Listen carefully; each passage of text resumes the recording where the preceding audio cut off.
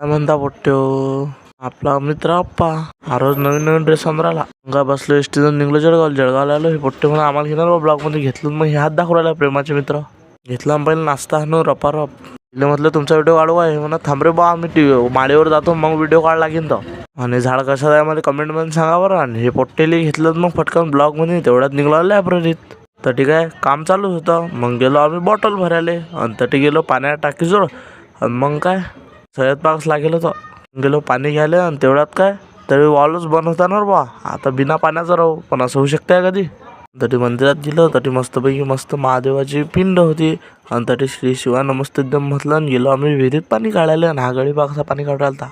Photo घेतल्या बॉटला भरून. आणि हे पाणी पाकसे पितात आता पोट्टे. हे फक्त शेतकरी पुत्राला येते भाऊ असं.